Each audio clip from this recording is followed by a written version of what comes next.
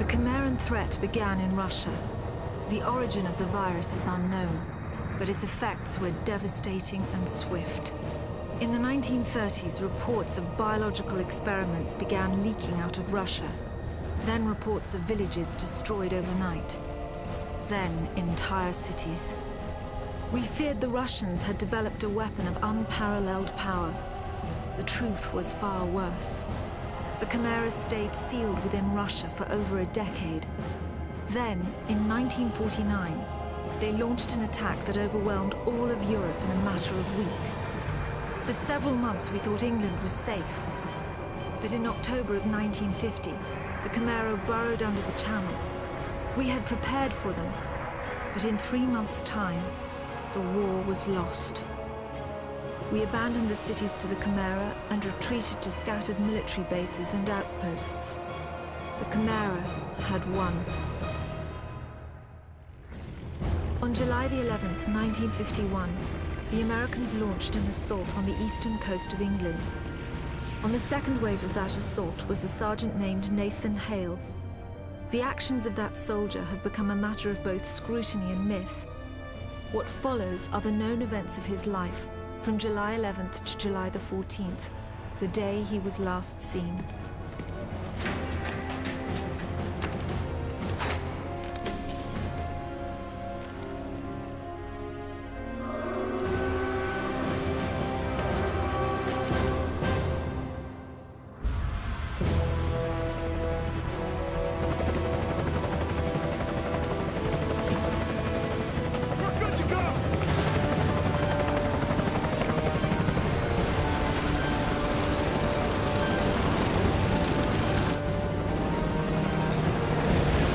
Soldiers had no idea what they would soon be facing.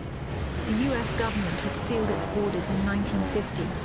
Radio waves and newspapers became state property. Only the highest levels of their government knew the truth. The operation was an exchange. The Americans were bringing supplies and tanks into York. We were giving them our one secret weapon, something we could offer that they couldn't build themselves. I was the commander of the convoy team that was to meet the US soldiers. We were ambushed in Manchester on the way to the rendezvous. There was no way to warn the Americans. They were on their own in York, fighting an enemy they knew nothing about. We never learnt exactly what happened there. All we know is that Nathan Hale was the sole survivor.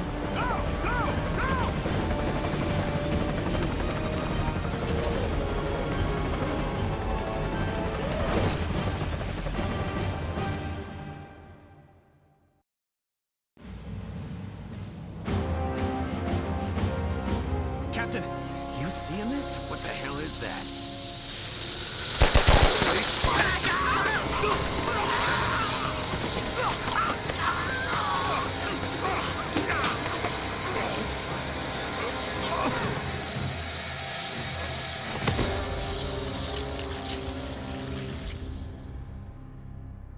No one knows exactly how Hale was infected by the Chimeran virus. Our only clue is a journal entry recovered from the body of a US medic. It says that he encountered a number of comatose soldiers in a dry creek bed.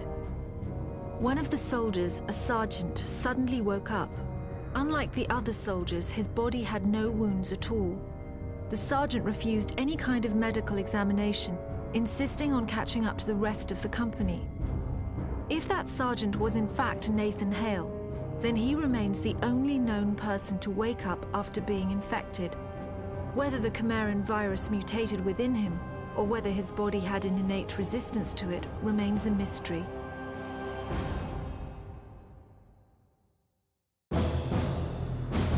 The Americans regrouped at an abandoned bus depot in southeast York. Under the command of a Captain Winters, they staged a daring tactical offensive.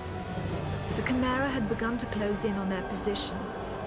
If the Americans could secure the site, they would have a perfect landing zone, and the battle would tip in their favor. Well fought. We might just hold this little piece of heaven. Tapazzini, bring those tanks in here and scrape out a landing zone. Sir! Incoming!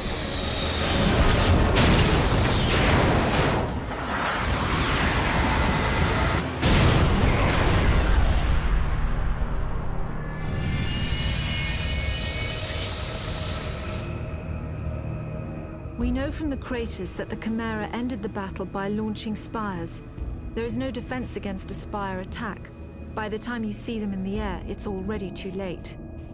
After impact, the spires release swarms of crawlers. Literally thousands of them can come from a single spire. Whole cities have been infected in minutes. After the crawlers have done their work, the Chimeras send in carriers to collect the dormant victims. The role of the carriers is to transport infected humans to conversion centers. It's at these locations that the Chimeran creatures are born. Hale was brought to a conversion center in the town of Grimsby. My convoy team and I were imprisoned at the same location. We had been captured uninfected, so we were put in makeshift pens until they could infect us.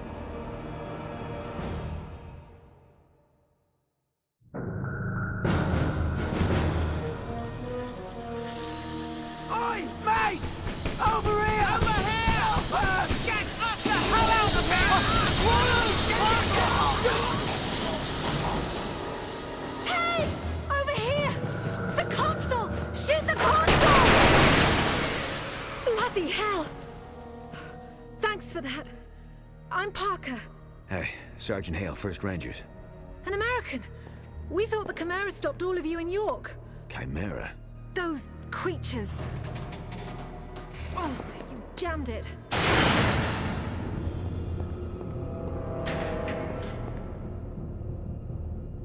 I'm sorry, Hale. Looks like you'll have to find your own way out.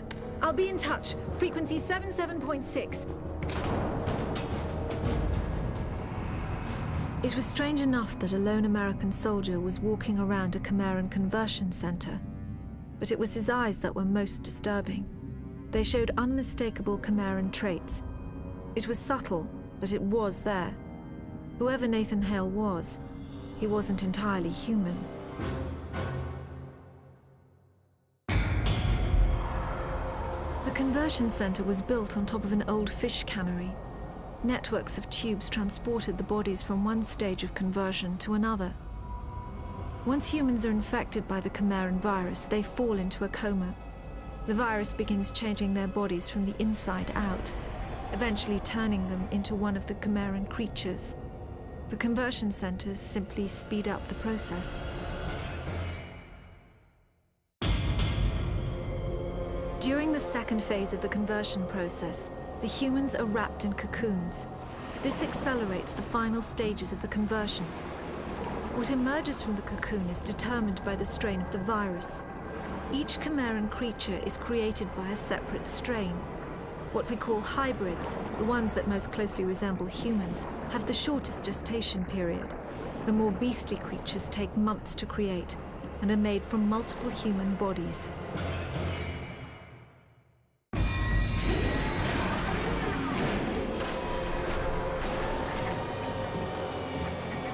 The final stage of the Chimeran conversion process is known as the birthing chamber. The cocoons are opened and new Chimera are born. In the case of hybrids, a cooling apparatus is fused into their bodies. The Chimeran metabolism is roughly 12 times that of humans. This results in remarkable healing abilities, but also raises their body temperatures significantly. Without the cooling apparatus, the hybrids would overheat and die.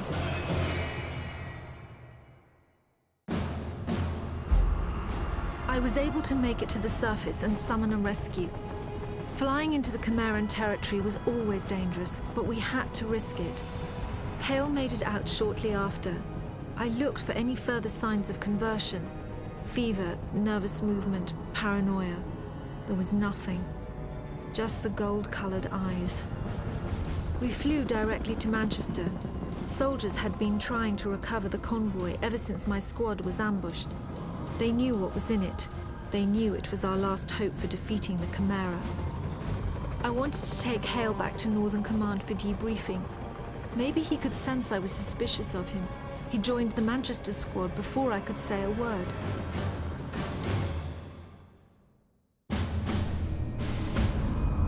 The convoy was stranded on the west side of Manchester. The site was guarded by stalkers, so the only route in was on foot. A radio message from Hale's squad said they were entering Manchester Cathedral. The cathedral was a field hospital during the war. It was abandoned in a hurry and still had some supplies and ammunition. Unfortunately, it was also a breeding ground for some of the lower forms of Chimera.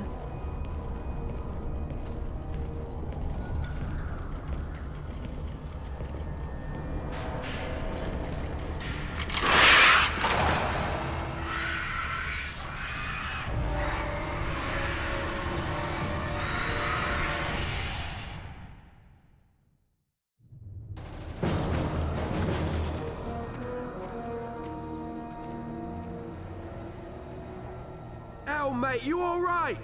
Get in here! Captain Mitchell's squad had located the convoy. Unfortunately, stalker sightings in the area made immediate recovery impossible. The stalker is one of the Chimera's most feared weapons. They move quickly and fire anti-aircraft missiles with deadly accuracy. The technology used in the stalker remains one of the most intriguing and frustrating mysteries of the Chimera. Mitchell had been fighting a losing battle most of the morning, holding out until reinforcements arrived. Meanwhile, the Chimera kept coming,